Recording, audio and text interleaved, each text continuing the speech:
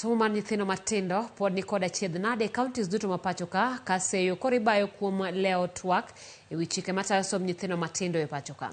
E nyasi manobagi mar golo duoko mar nonro manotim kod riwruok mar Early Childhood Network e kaunti ma Siaya, jokanyo ywak ni en gima rach ni chike mamoko ikadho to mago mag tayo somo to pod odiwo.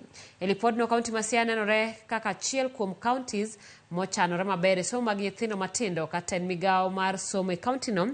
Laktar Edgar Otumba ywak nok mar pesa mamono gi tayo migawo makare. Wacho ni Siaya e motelo e Lake Region Economic Block e weche mag ECDE, weche mag nurturing care, to kendo chaka wacho ni next year higa mabiro manyien wadwa temo kabisa mondo wapidh nyithindo go omigi chiemo e skul mondo ka wabed gi nyithindo makoa dala to dhi e skul to somo motegno. Apani mano e gima wanyalo wacho kisani. Gima chaka wacho ni gima nyalo tamo wato boko tamo ahinya en wacho omenda.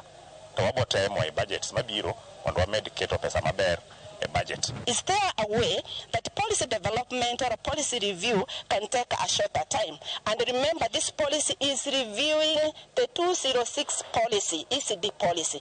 And the 206 ECD policy, we had the Constitution of Kenya 2010 coming into place. We have devolution happening on 2013. Many things have happened. We are in 2023 talking of finalizing that policy, which is integrating ECD into different departments or